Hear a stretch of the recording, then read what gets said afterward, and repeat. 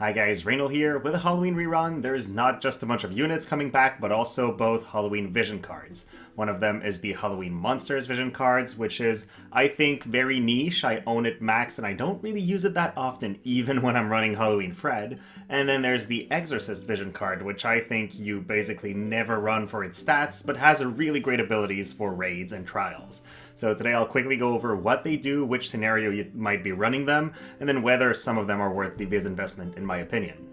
So let's begin with the Underdog, which is the Halloween Monster vision card. First of all, it's an Earth VC, so it's going to give its individual and party ability only to Earth members. In the individual slot, it gives you 20% luck up. If you're building an evasion team, this is really good. You're going to have a unit that has crazy evasion because you have this, and then the Secrets of the Heart vision card for another 35%, and then potentially Shiva or Titan, and then you have somebody that's very evady. But by itself, just 20% luck is not enough to make a unit dodge a lot, so you really need to focus on a full evasion build if you want to leverage that stat. Otherwise, I treat this as a little bit more accuracy because luck does help you hit quite a bit. Then if you're Halloween Fred or one of the other Halloween units, you also get another boon. This is not great for Halloween Little Leela, mostly because Typhon is just so great that when are you ever going to run Halloween Monsters on her? But it is good for Halloween Fred. It gives her a decent amount of damage. Mostly what I think the VC gives that is great is the 15% agility. There's no other vision card that gives you more for this element, and it also gives you 8 spirit and 20% piercing resistance, which is good for bulk in general. While I find these stats to be very interesting, there's just so many good stats for physical attackers in the Earth element that it's hard to fit in a team. So if we take a look at all of these, right, you want to build an offensive team that's running Earth vision cards because it's an Earth team. You're going to want Oath of Salvation, the Final Fantasy 15 vision card. You probably want to run the Solitary Lion, the one in the middle that gives you Earth attack up for everybody, because both these stats will influence every damage type. And so after that, what else do you have? Well, if you're running Oberon, you want Icarus, and if you're running Earth and you own Oberon, you probably want to run him, right?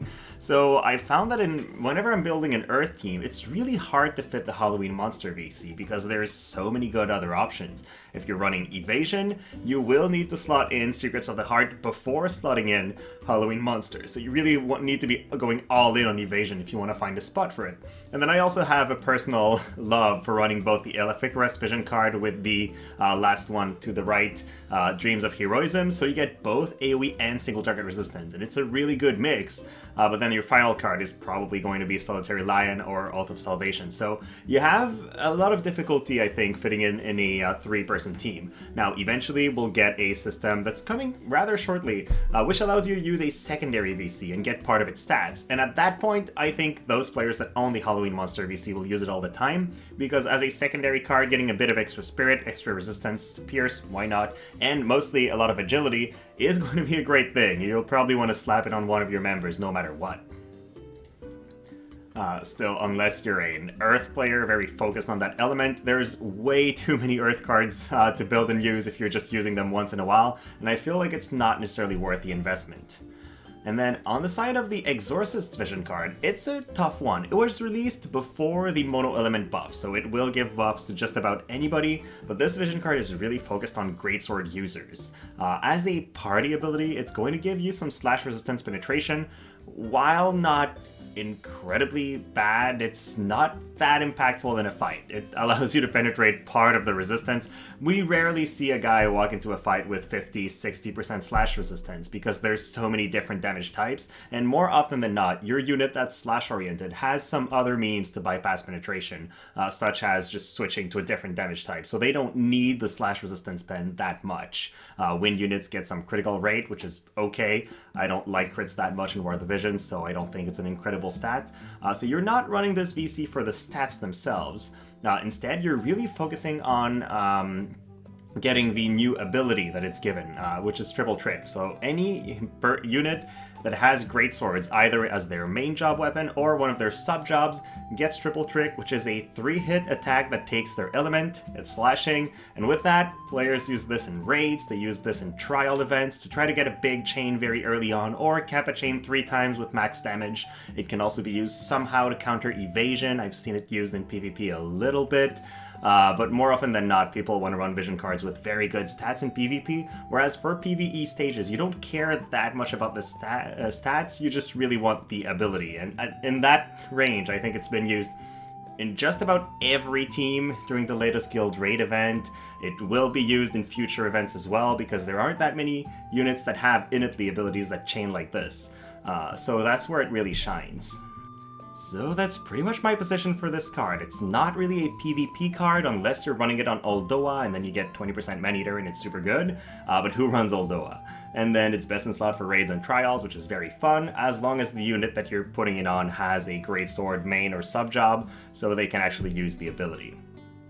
So overall, I think if you're a big fan of trials and raids, the Exorcist VC is one you should go for, because it's a must-have if you want to get those high scores. More often than not, there's no really ways to get around not having that. You will get a good score, but you won't beat somebody who has it. So yeah, you gotta go for it. Otherwise, yeah, if you're an Oldoa fan, go for it. Also very good for her. But that's it. If you don't care about those game modes so much, I don't think you need the Exorcist VC very much. And then for Halloween monsters, if you're an Earth main and you're looking to have the best setup for both primary and secondary VCs when we get them, make your Earth theme as strong as it can be, then sure, it's a great vision card to have in your pack. But you're not going to run it all that often now, and I feel like even at that point, it's not going to be a must-have that you need to run all the time. I feel like it's still going to be a situational pick, so I think most players, unless they're focusing very heavily on Earth, can safely skip this and not handicap their account too much. On my end, I don't really need to pull either, I do have them, but yeah, my experience has been I haven't really used these vision cards very often, even though they are good because there's just so many great alternatives. But let me know your thoughts. Am I missing something here, or do you have specific plans for those vision cards? Hey, maybe I'll be surprised.